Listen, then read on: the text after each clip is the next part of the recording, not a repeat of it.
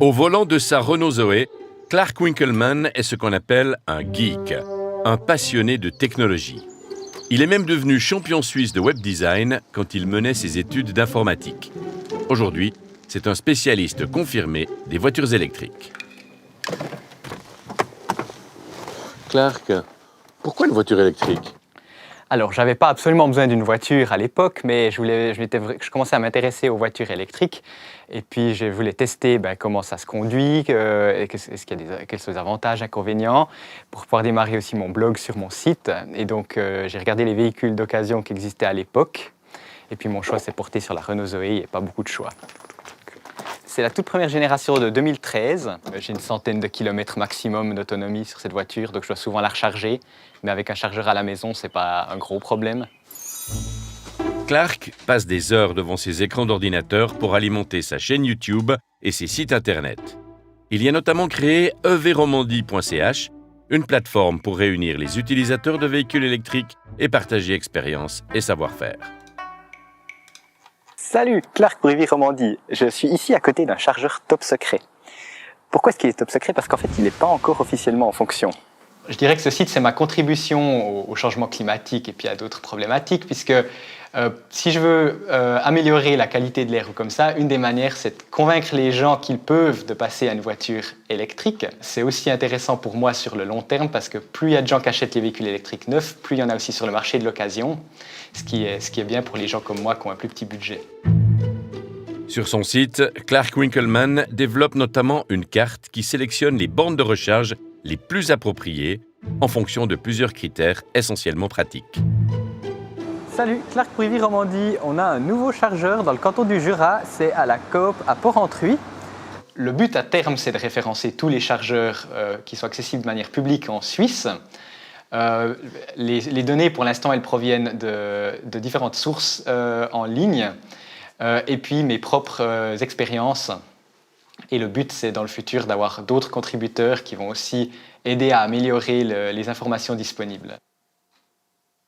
C'est principalement déjà le nombre de places de recharge, les puissances maximum qu'on peut espérer atteindre. Et puis ensuite, c'est des détails d'accès, comme les horaires d'accès, qui c'est qui a le droit d'utiliser ce chargeur. Et puis on va également rajouter tout ce qui est accès via une carte de crédit. Et puis qu'est-ce qu'on peut trouver à proximité du chargeur. Comme les toilettes, les restaurants et puis les magasins. Quand il n'occupe pas sa chambre-bureau, Clark passe aussi pas mal de temps dans le garage de la maison familiale.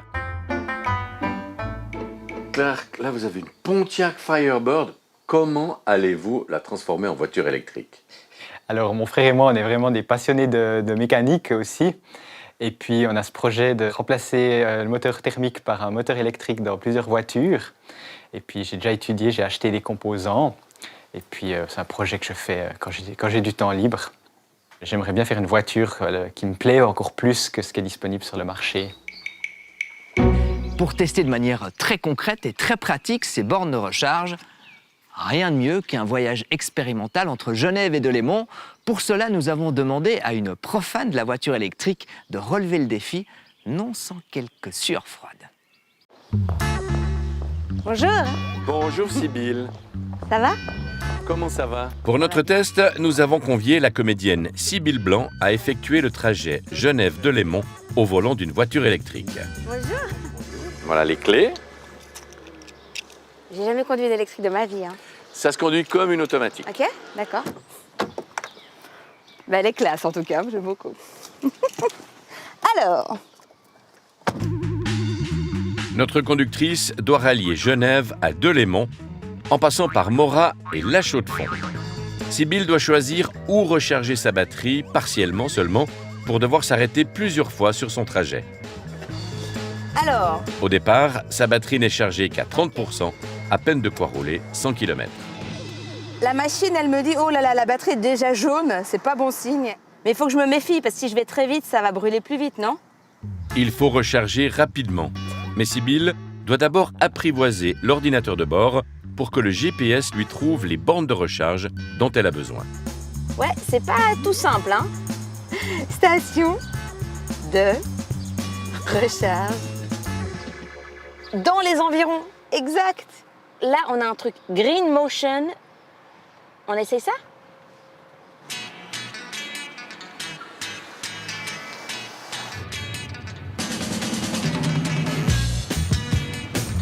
On vient me voir là? Je peux aller nulle part.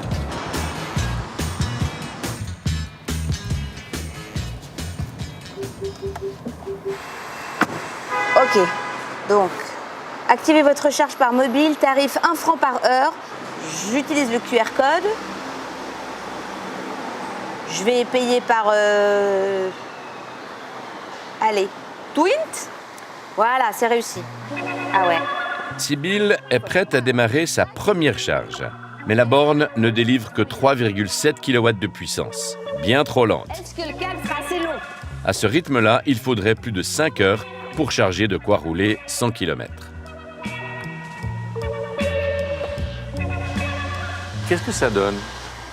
Alors là, ça fait peut-être 8 minutes que je suis là, avant d'aller prendre mon petit café. On a chargé 2 km. On va chercher ailleurs.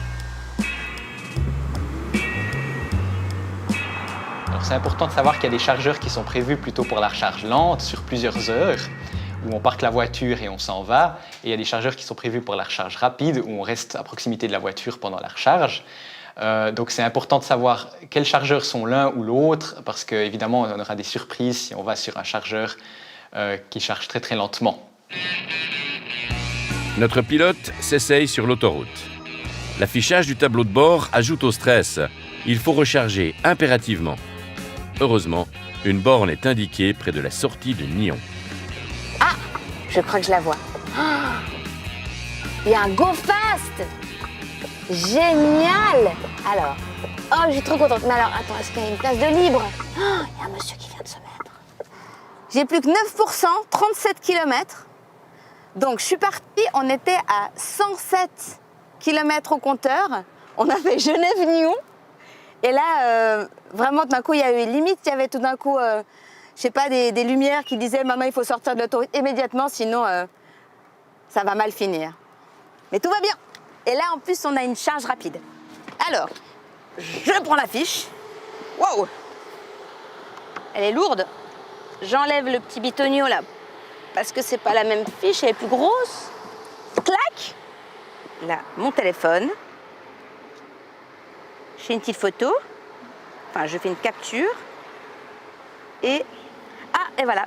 Safari n'a pas pu ouvrir la page car le serveur ne répond pas. Alors, que faire? Qu'est-ce que ça me dit? Ok. Parce que c'est quand même... C'est go fastidieux, quoi. C'est super fastidieux, quand même. Donc... Démarrer la charge. Et... J'ai assuré. Enfin, au bout d'un petit moment. Et je peux arrêter la charge à tout instant. Hop! En un quart d'heure, sur la borne GoFast, la batterie charge 28 kWh à 59 centimes. Coût total, 16,90 francs. À ce prix, les 100 km reviennent à un peu plus de 11 francs. Les bornes rapides, c'est vraiment ce qu'on peut comparer à une station-service. Et puis ça, c'est vraiment les chargeurs que vous allez utiliser si vous êtes en déplacement pendant une journée ou que vous partez en vacances. Vous allez faire un court arrêt. En général, là, on parle de recharge entre une demi-heure et 1 heure. Et puis maintenant, les tout derniers véhicules qui sortent, on parle de 15 minutes pour recharger sa voiture sur des chargeurs comme ça. En route pour Mora, dans un peu plus de 100 km. Selon le véhicule, la vitesse et le mode de conduite, il faut compter entre 16 et 20 kWh pour faire 100 km. À 120 km/h, Sibylle sollicite beaucoup sa batterie, ce qui entame son autonomie plus vite que la distance parcourue. Les ordinateurs de bord, ils ont différentes manières de calculer l'autonomie. Certains véhicules calculent l'autonomie basée sur la consommation des 25 derniers kilomètres, certains les 50 derniers kilomètres, des fois beaucoup plus. Ce qui fait que, évidemment, si c'est calculé sur un faible nombre de kilomètres, l'autonomie va varier dès qu'on commence à grimper une montagne. C'est un jeu de piste, vraiment, c'est borne. Ah! Non, ça c'est... Oui, c'est électrique, ça. Mais c'est pas... C'est là qu'on doit aller? Ouh! CCS numéro 2. Bitte stecken verbinden. Mais tout à fait. Je peux changer la langue si je veux. Non? Ah là. Là, faut que j'appuie sur les boutons, sinon ça ne marche pas. À 65 centimes le kilowattheure, la recharge de 14 minutes chez Agrola à Mora a coûté 14 francs 60. À ce tarif, 100 km reviennent à 12 francs environ. Tac. Alors ces codes QR qui sont sur les chargeurs, c'est la méthode la plus courante quand même qu'on trouve en Suisse. Le QR code, c'est vraiment pour ceux qui arrivent là sans rien de préparé. Ils peuvent scanner ce code et taper leur carte de crédit en ligne. L'inconvénient, c'est évidemment qu'il va falloir taper la carte de crédit à chaque chargeur. Il va falloir recommencer l'opération. Donc il y a plusieurs méthodes pour éviter ça. Déjà, il y a les chargeurs qui possèdent des lecteurs de carte de crédit. Et sur ces chargeurs, il suffit de passer la carte et puis c'est tout bon. Et sinon, on peut également utiliser l'application du fournisseur où on peut commander une carte RFID pour automatiquement se faire facturer l'électricité sur son compte. Parfait. La dernière recharge de 12 minutes, ici au Noirmont, chez EVPass, a coûté 10 francs 90. Tarif, 65 centimes le kilowattheure plus 1 franc 50 de prise en charge. Ce qui met le coût des 100 km à près de 13 francs. Enfin, Sybille arrive à Delémont, riche d'une expérience nouvelle dont elle tire quelques leçons. Ce que je ferais, c'est pour mêler l'utile à l'agréable, je trouverais un endroit pour charger ma voiture. Pendant ce temps, j'irai manger ou je continuerai ma vie. Et quand je récupère la voiture, la voiture elle est chargée à bloc. Et là, je sais... Bon, je crois que ce modèle-là peut faire que 350 km, mais c'est suffisant pour me ramener chez moi. Au total, Sybille aura parcouru 250 km. Elle aura rechargé pendant 3 quarts d'heure, consommé 45 kWh pour un coût estimé de quelques 28 francs. La voiture garde encore une autonomie de 200 km dans la batterie. Ce même trajet rechargé sur une borne domestique aurait coûté entre 10 et 15 francs, selon le tarif de l'électricité. En voiture à essence, il aurait fallu compter environ 37 francs de carburant.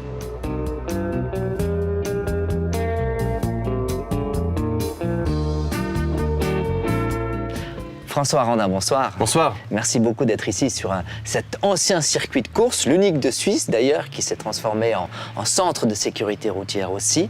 Alors vous êtes l'ancien patron et fondateur de 2 sociétés, Green Motion et EVPass, 2 sociétés spécialisées dans l'installation et la fabrication de bornes de recharge.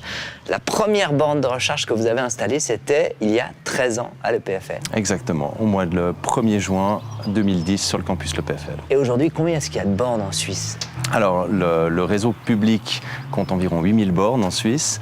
Ma deuxième entreprise, EVPass, en compte 3200 environ aujourd'hui. Et puis le nombre de bornes privatives, c'est impossible à vraiment savoir, mais j'estime à plusieurs dizaines de milliers. Donc ça s'est vraiment largement étendu. Alors, il y a un point sur lequel aussi on a mis le doigt lors du reportage, c'est la tarification. On se voit que la tarification n'est pas forcément très transparente entre les kilowattheures, l'utilisation de la borne de recharge. Pourquoi est-ce qu'on n'arrive pas à avoir une tarification finalement aussi simple, visible, affichée comme une station essence? Alors, je vous rejoins. Si vous arrivez sur une borne avec l'abonnement de l'opérateur de la borne, là c'est transparent. Vous allez clairement voir qu'est-ce que vous allez payer au temps, au kilowattheure, avec où sont le temps de parkage. Mais j'admets que le système est perfectible. Ça vient de l'interopérabilité des logiciels qui n'est pas encore, qui n'est pas encore parfaite. Quand vous arrivez avec un abonnement en roaming, ce n'est pas évident de savoir ce que vous allez payer avant de recevoir la facture. Et j'ai vu également des mauvais surprises, j'en ai vécu également. Ouais. Donc ça peut coûter tout d'un coup très cher sans qu'on s'y attende. Oui, ça peut arriver. Ceci dit, on prend tous les acteurs du marché prennent la bonne direction. Et je suis confiant que dans une durant quelques années, ce sera résolu. Je souligne quand même que ce qui est intéressant, c'est que c'est une problématique qui est due au nombre qui est désormais important de bornes. S'il manquait de bornes, on n'aurait pas cette problématique. Maintenant, votre utilisatrice, elle avait le choix entre différents opérateurs, ce qui montre quand même que l'infrastructure est là et ce qui est positif. Alors justement, est-ce que l'infrastructure, elle est là, mais est-ce qu'elle est suffisante pour répondre aujourd'hui aux besoins du marché? Alors, l'infrastructure publique, selon moi, elle est bonne. En Suisse, on a une bonne densité de bornes. Quand on compare au marché qui nous entoure, elle suit la croissance. Donc, les nouvelles immatriculations de voitures voitures électriques. Elle est importante. Je ne pensais pas que ça irait si vite quand j'ai démarré ces entreprises il y a 15 ans. Au mois de mai, on avait une voiture sur 4 qui sortait d'un garage en Suisse qui doit se brancher dans 18% de pur électrique. Et là où on a un problème en Suisse, c'est pour l'accès à la recharge à domicile pour les locataires.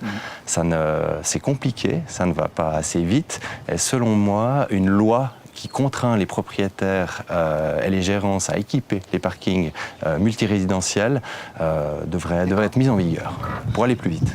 Merci beaucoup François Randin. Merci à vous. Et demain, entre 9h et 10h sur la première, nous parlerons également mobilité électrique dans l'émission On en parle. 2 experts répondront à toutes vos questions. On reste dans la mobilité électrique, mais cette fois-ci avec la nouvelle star des montagnes, le VTT électrique. Ses ventes progressent chaque année de manière spectaculaire. Ces vélos sont très techniques et peuvent coûter plusieurs milliers de francs. Alors pour réussir un tel investissement, nous en avons examiné une petite dizaine de très près. En collaboration avec le TCS, nous avons testé une petite dizaine de VTT électriques qu'on appelle All Mountain, tout-terrain.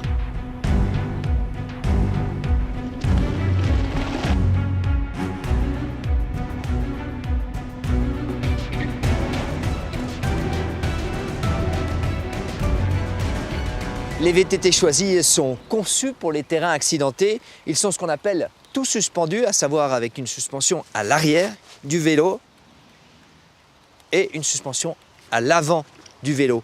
Pour amortir les chocs, évidemment, indispensable à la descente, un tube de selle télescopique. Mais avant de découvrir les résultats de notre test, je vous propose de rejoindre Villars pour quelques conseils pratiques si vous avez l'envie ou l'intention de vous équiper d'un de ces engins.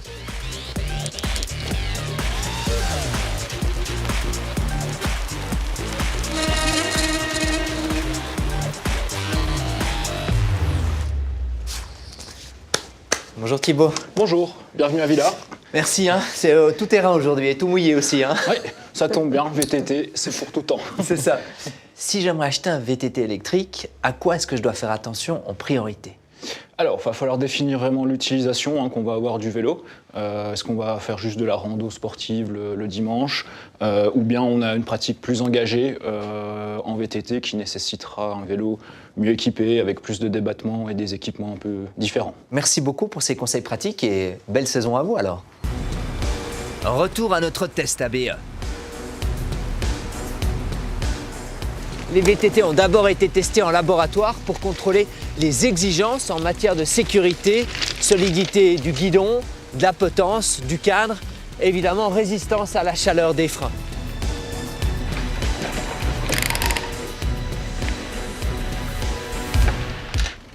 Puis les vélos ont été utilisés et un peu malmenés par des experts pour notamment juger les propriétés de conduite avec ou sans assistance, le confort, la maniabilité et ensuite observer l'usure des équipements.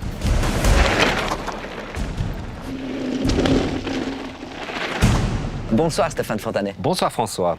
Alors, il faut préciser que ce test a été réalisé en collaboration avec le TCS et SRF et qu'on a aussi testé l'autonomie des batteries. Très important. Oui, et je tiens à préciser que les résultats, tout d'abord, de ces vélos sont bons dans l'ensemble. Mais la question de l'autonomie est importante parce qu'elle est liée à la capacité de la batterie. Et parmi les vélos de ce test, on a des vélos qui font 500 Wh et d'autres qui ont une batterie qui monte jusqu'à 750 Wh. Ça a un impact forcément sur l'autonomie. Alors on commence par le bas du classement. Oui, alors en bas de classement, on trouve le Canyon et le Scott avec 58 points sur 100. Le Scott possédant la plus petite batterie, 500 Wh, forcément, il va le faire parcourir la plus petite distance. Il a une autonomie de 70 km. Il est aussi jugé moyen par nos experts en matière de prise en main et de maniement. Avec le même nombre de points et 10 km de plus d'autonomie, on a le Canyon. Et ensuite alors ? Alors ensuite, on trouve un vélo suisse, le Flyer. Il est légèrement meilleur sur plusieurs critères, notamment en matière de prise en main. Et ensuite, on a un groupe de 3 VTT qui sont très proches en termes de résultats. Oui, ce sont des vélos qui sont plus lourds, entre 26 et 28 kg, alors que tous les autres font 25 kg. Bulls et KTM sont ceux qui ont la plus grande autonomie, 110 km parcourus, et une maniabilité qui est jugée aisée. Et deuxième de notre peloton. Deuxième du peloton, le Giant. Il possède 2 très bons freins, il est jugé très bon en matière de sécurité, très maniable. Et puis quand on appuie sur la pédale, il réagit très réactif point de vue moteur, ce qui est une bonne chose. 71 points sur 100. Et notre grand vainqueur? Et notre grand vainqueur, c'est le Cube, 74 points sur 100, un vélo polyvalent, bonne finition, bon point en matière de sécurité. C'est le 3e plus puissant aussi avec 700 Wh. Il a bien sûr une bonne autonomie. Merci beaucoup Stéphane. On vous retrouve la semaine prochaine pour parler application de traduction. Et on rappelle évidemment que tous les résultats sont disponibles sur notre site internet. Lui aussi teste pour nous cet été, mais surtout des activités avec un défi, ne pas dépenser plus de 30 francs par jour. Charles Reimann s'est baladé tout près d'ici, dans la région neuchâteloise.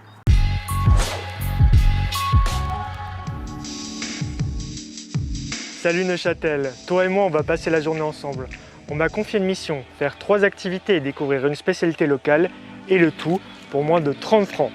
On verra si j'y arrive. Allez, c'est parti! Première activité, à 5 minutes à pied de la collégiale, le musée d'ethnographie. Prix de l'entrée plein tarif 12 francs. Bon plan, l'entrée est gratuite le mercredi, mais aujourd'hui, on n'est pas mercredi.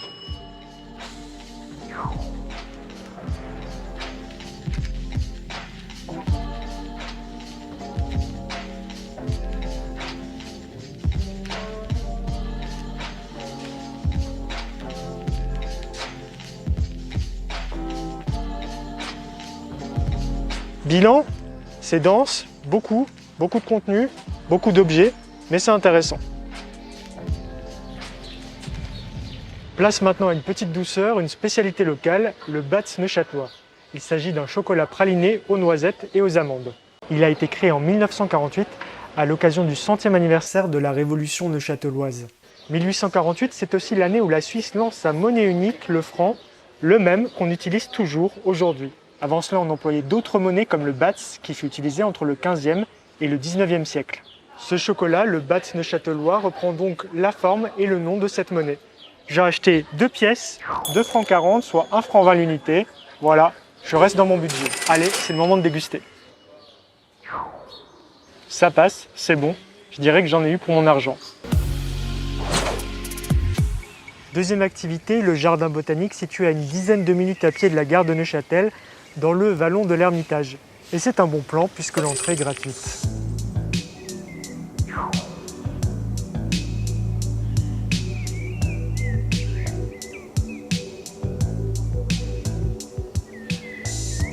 Le jardin possède des serres bien pratiques par temps de pluie. C'est un lieu très chouette, j'aime beaucoup, et je pense que c'est encore mieux quand il ne pleut pas. Enfin, troisième et dernière activité de la journée, le centre d'Urenmatt. Il se situe juste au-dessus du jardin botanique. Un chemin a même été aménagé entre les deux. C'est l'architecte tessinois Mario Botta qui a conçu ce musée autour de l'ancienne maison de Friedrich Dürrenmatt. C'est un écrivain suisse du XXe siècle connu dans le monde entier pour ses romans et ses pièces de théâtre, parmi les plus célèbres Les Physiciens et La visite de la vieille dame que ma prof d'allemand m'avait fait lire au lycée. Voici sa bibliothèque. Il a fait de l'écriture sa profession, mais a une passion pour la peinture toute sa vie, et ce musée montre ses différents tableaux.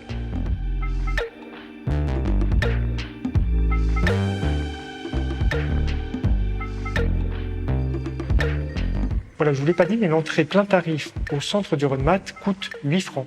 Résultat des courses, ces 3 activités et le Batz neuchâtelois m'ont coûté 22 francs 40. Ça va, je suis en dessous des 30 francs. J'espère que cette vidéo vous aura plu et moi je vous dis à la semaine prochaine pour une nouvelle destination. Ciao, ciao, bye bye.